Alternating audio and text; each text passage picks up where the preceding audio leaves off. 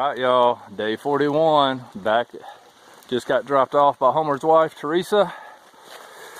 I give out some gratitude. It's good to be back. Still sprinkling a little bit, but rain should be ending here soon. And we are heading northbound. Don't know how far we're gonna get today. But we are 3.4 from Cove Mountain Shelter and there's no water there. Trust me, I am hydrated and full. Sort of give a shout out to Homer and his wife Teresa again. Really good people.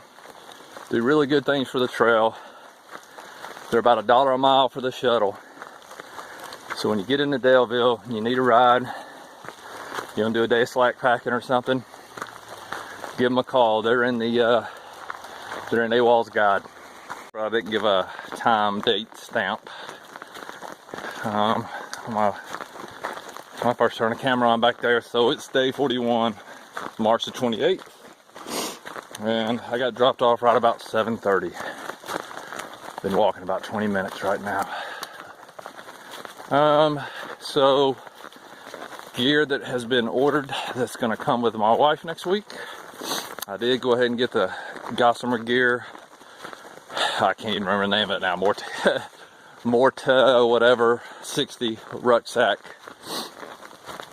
Weighs 33 ounces, so I'll get a good pound and a half off of this ruck that I've got. I can send the rest of my stuff that I don't really need home with her, so lightening up even more. And then I have a 40-degree quilt that will be to me from Loco Libra gear I told y'all about earlier. I'll have that around mid-April. And that ain't really cutting a lot of weight, but it's cutting a little bit. Everything helps. But I am increasing the size of my portable battery pack. Right now I've got a 13 milliamp Anchor, which has been awesome. It'll get me through about 3 days, but that's me having to be careful with it. If I upload video over kind of weak LTE signal, it burns the battery down pretty quick. So I'm moving up to a 2100 milliamp Anchor. I got it on Amazon, and it will man, it should last me through a good 5 or 6 days, and I don't have to worry as much about draining the battery trying to upload videos when I have that cell signal. And it only weighs 12.5 ounces per Amazon anyway, so that's pretty good for one that size. Alright, let's discuss what I'm wearing real quick, because things are evolving as I move farther north and the temperature warms up a little bit. So I sent some stuff home. It was basically, you know, my camp set of my North Face beanie, things like that, that I don't need to worry about being wet all day and then coming into camp and being dry and cold. So, I mean, the temps all the way to Shenandoah, the lows are going to be in the 50s. So life's looking pretty good. A couple of days of rain coming up, but that'll be all right. So let's talk about recovery gear, because that's a big topic on this channel. I still have my rolling stick that will probably be with me to Katahdin. I still have my calf compression sleeves, but I'm going to wear those at night, at least kind of like I do my compression sock booties, whatever they are, which I still have those as well. So those are 2 weight penalties, but I think the recovery benefits outweigh what little weight they are. I still have my Smart Wool t-shirt. That's what I'm wearing today. Not even Smart Wool, it's actually merino wool. And then I've got a long sleeve Patagonia lightweight base layer. And I still have my Patagonia midweight, the waffle shirt. I kind of wish I would have sent that home. That will definitely be a piece of gear that my wife will take back with her. Because I still have my Arc'teryx puffy jacket as well. That thing weighs nothing, takes up no room whatsoever. So that thing will probably summit Katahdin with me, I'm guessing, because I know it has a tendency to get cold up north. Sent home my base layer underwear, or I'm sorry, my leggings, my pants, and just figured that I still got my rain pants. I did order a rain kilt from Z-Packs. My wife will be bringing that. Rain pants right now serve as that warm bottom layer in the evenings if I need something, if I'm cold. They rarely come out of the pack though, unless it's in town and I'm doing wash. And I'll eventually send those home probably with her too, once the kilt gets here.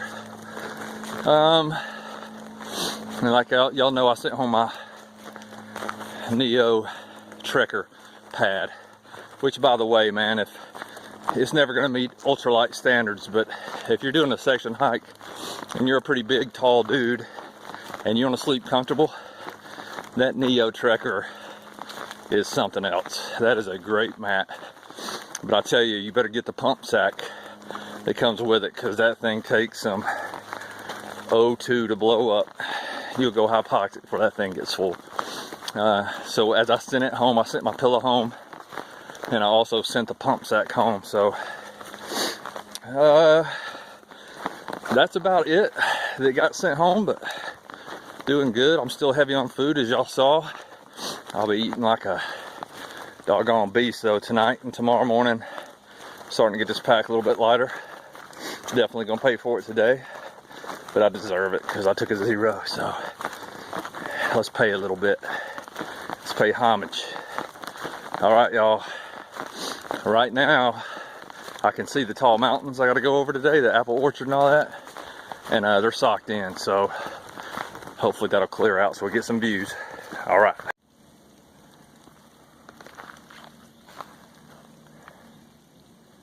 So peaceful out here this morning.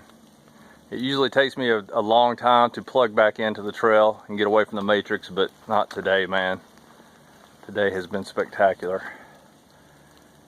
Little pitter pattern of what little rain's left. Just fresh air from the rain. Beautiful views.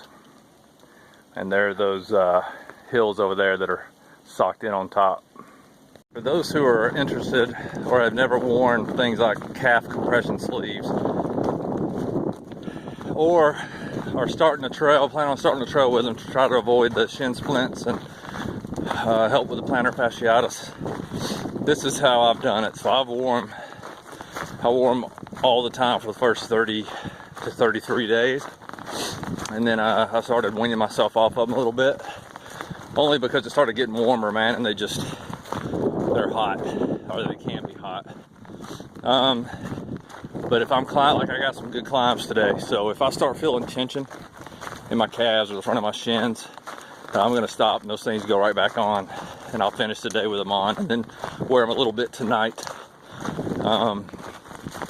just to help keep that blood flowing and try to prevent those knots from building up. It works really good for that. I've had, knock on wood, 0 issues with any shin splints, plantar fasciitis, or whatnot, and not necessarily just because of the calf compression sleeves, but they definitely help.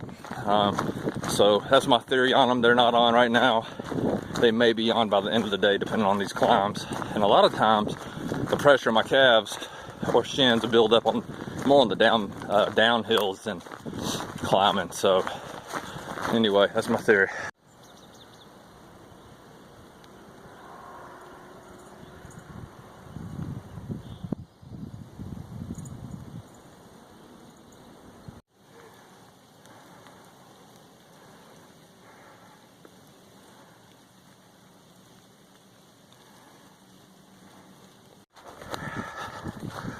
Just made the first big climb of the day out of, hell, I can't even remember, Jones Creek, something like that. Anyway, it's been raining pretty hard. I just been going without any rain gear, but my phone got a little bit wet. I had it in my pocket.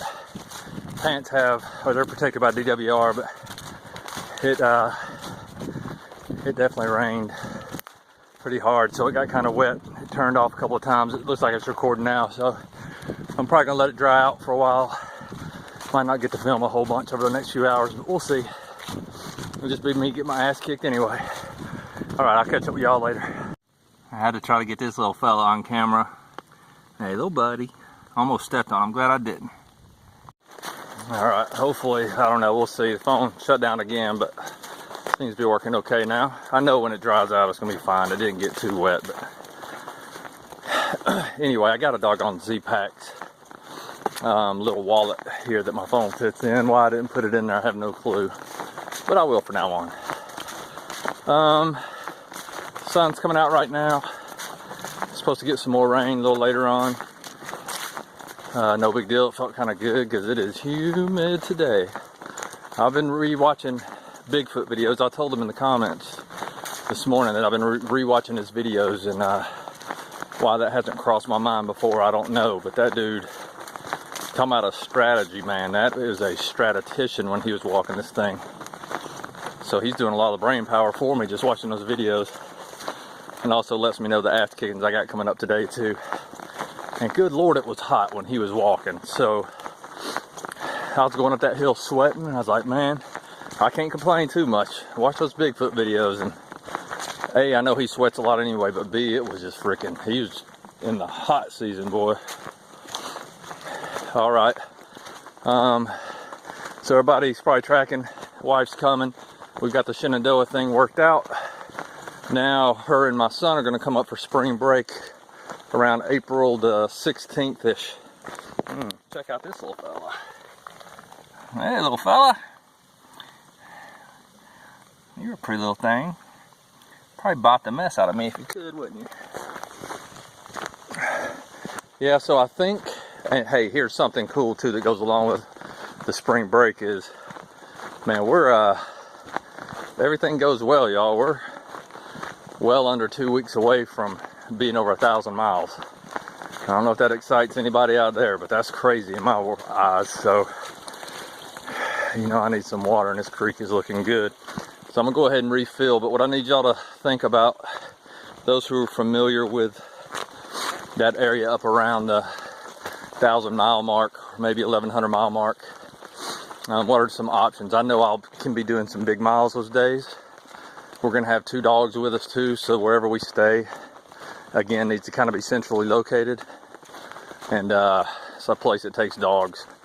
I'm not too worried about cost. Obviously, I don't want to pay like $300 a night, but somewhere in deep northern Virginia, I don't know. I'll have to look at the book again, but we're gonna have to find a place to stay, and I'm still gonna be walking while they're here, so we may have to move a couple of times. But if anybody has any suggestions around the 1,000-mile mark or 1,100-mile mark, I'd appreciate it. All right, y'all, I'm at mile 760. This is Bryant Ridge Shelter. Holy cow, this is a palace, y'all. It's got a, holy cow, that's unbelievable. It's got a loft. It just looks good, man. This is a good looking shelter. This will hold some people right here. Nice little bench. Bench is up here. Nice picnic table. Water source is right beside it. Very cool. Digging it. And the trail's runs right beside it. Love it, man. Wish I could, I never end up at a place like this when it's time to retire for the night. Gut Hook says this is one of the biggest shelters on the Appalachian Trail. It holds up to 20 people. Very cool. Impressive for the people who built that. Well done. It's also only 11 o'clock and already got 10.4 miles in. That's good because we've got ass kickings coming up. It's going to definitely slow down the pace.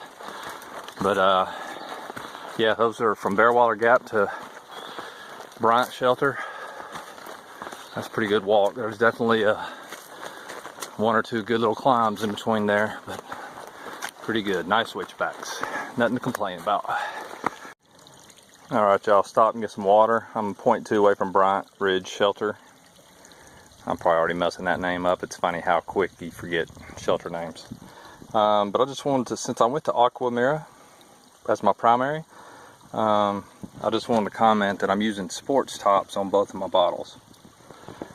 Why? Because this will prevent you from having to clean around the lip of the bottle when you're just using the screw cap. Because you're going to be putting that bottle into the dirty water. And again, I would drink out of most of this without worry. but then you need to clean that rim of that bottle off somehow if you're going to be drinking off of it. If you use a sports top, that sports top will stay clean throughout when you screw it back on. So that's why I'm going to sports tops on both of those. And I still keep extra ones in my filter kit, and I've got extra just regular screw caps too if I need it. I'm at Cornelius Creek Shelter, or close to it. I'm at its water source, filtering water. I doubt you'll be able to see that. Water today's got a little bit of a yellow tinge at both locations. I'm guessing that's probably because it poured rain last night and this morning. Or it's urine in the water, whatever. But we are gonna clear it up with some Aqua Myra. Maybe not clear it up, but we're gonna kill whatever's in it. We're gonna go up here and eat a quick bite of lunch, and we're gonna keep pressing. I think I'm around mile 15 right now, hopefully. It's supposed to rain this afternoon. Haven't been able to pull the camera out much. Phone's working fine now. I'll film today if I can. Got more ass kickings coming. Been getting my ass kicked already. Been up to 3,600 feet and then just came back down some. Exactly what Bigfoot was talking about on his video that I watched yesterday. Hilarious. Yes, Creek Shelter is right up from that water source where I was at. Standard shelter here in the Jefferson Forest. Maybe, yeah, there's a couple of camping spots. Not great. Not really flat, but doable. Maybe one right down there. Decent shelter though. Alright, just made it up to the top of Apple Orchard. I think my watch is off a little bit. I need to recalculate it. But you can see, we started out at very low this morning. This is one of the last 4,000 footers, I think, till New Hampshire. But look at that, here's a little teaser. Is that not awesome? We're almost at the level of the bottom of the clouds. That's pretty cool. A gorgeous day. There's looking back at Apple Orchard from the Blue Ridge Parkway. And again, the AT tries to take you back in the woods away from these views between these two overlooks. So I'm just gonna walk down the road and get the views. Amazing. Wow, you can see forever, y'all. Temperature's perfect, it's about 70 degrees. Got rained on a bunch today, but it actually felt pretty good. Life's good, man. Go down the road about another mile and then get back on the AT. Beautiful day. I still wish they would route the AT right down the road instead of sticking us in the woods where you can't see nothing. I know this doesn't come out as good on camera, but I can't even express how incredible this is.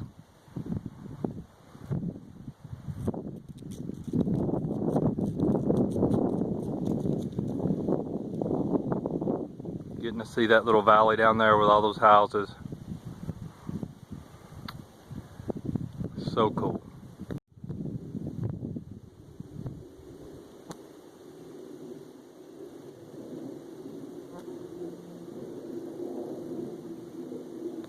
Alright y'all, just crossed over the road at Petit's Gap or Petit's Gap.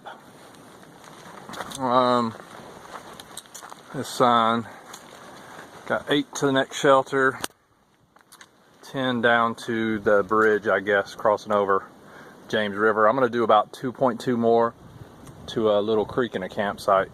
It is 5:18. I'm at mile 25, so that gives me a little over 27 for the day. My feet and knees are achy, but I can push, and then we'll get there and start recovery. I'm here to tell you, the climb out of Petite or Petit's Gap, or however you say it, at the Highcock Knob, which is a totally inappropriate name, but hilarious. Man, that was brutal. That's like 700-800 feet straight up.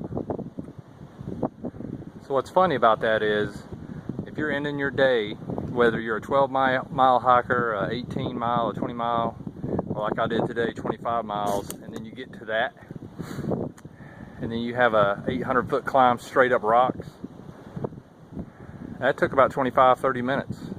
Maybe not that long, but that's a full workout on a normal day back in the gym, calorie-wise. So that just shows you how many calories you expend out here. Just did a 25-mile day, exhausted, and then you have that climb left at the end of it, where you're just running on fumes. That's what we call, again, the finisher back at work. At the end of your workout, you go out and do something that's just brutal to go ahead and top off the workout. I got about a mile or 1.2 down to the campsite.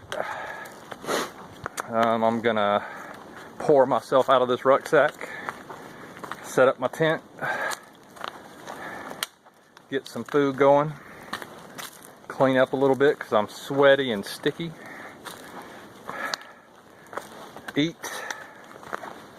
I'm gonna get water first, but the place is right by the water. And then I'm going to close the day out with you guys somewhere in between all that, and then do some therapy on these legs and these knees and these feet. Knees took a beating today just because my pack's heavy with food. Again, somebody needs to go with me to the store and temper my hunger. But I'm gonna eat good while I'm out here. I'm looking forward to dinner. I'll show y'all the campsite when I get down there. Out. All right, y'all. It is 6:12. That's 18:12 for all those who go off military time. I want everybody, if you will, do a little introspection on yourself real quick.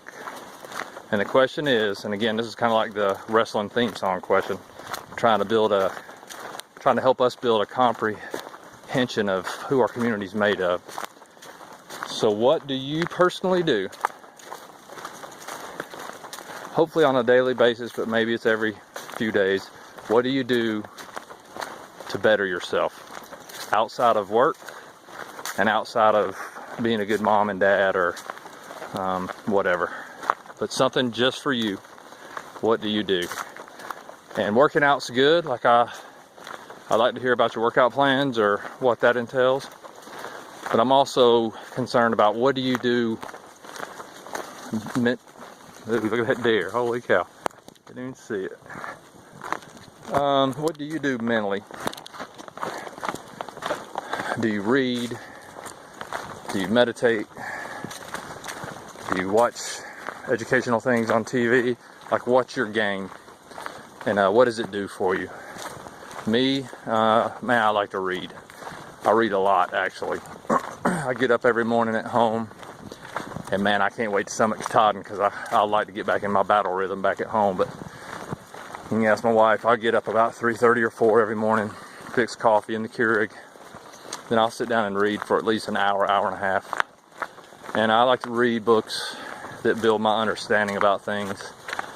Example of, I'll read about introversion, extroversion. I'll read about personalities. I'll read about military history. Things like the Revolutionary War fascinate me.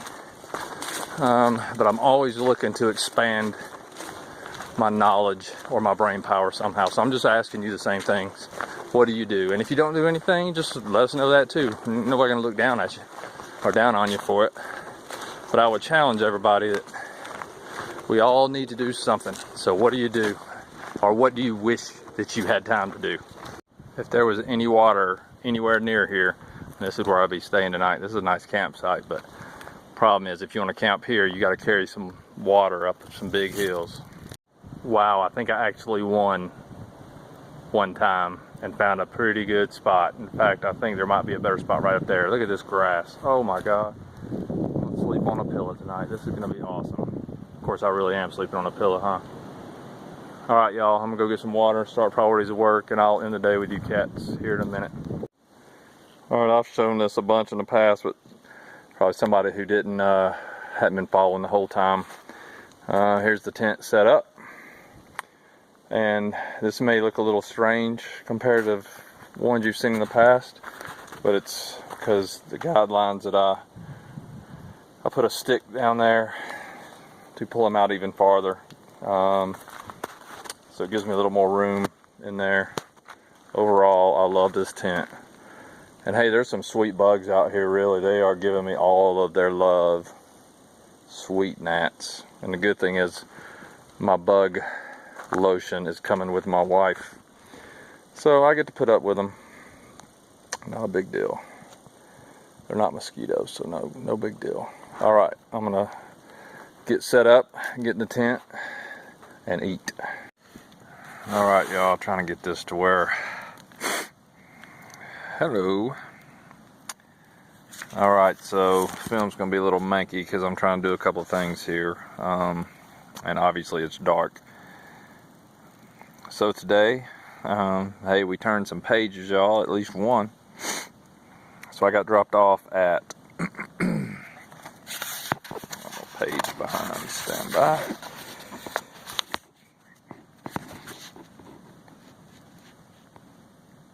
Got dropped off at Bearwallow Gap this morning. That's at mile marker basically 750.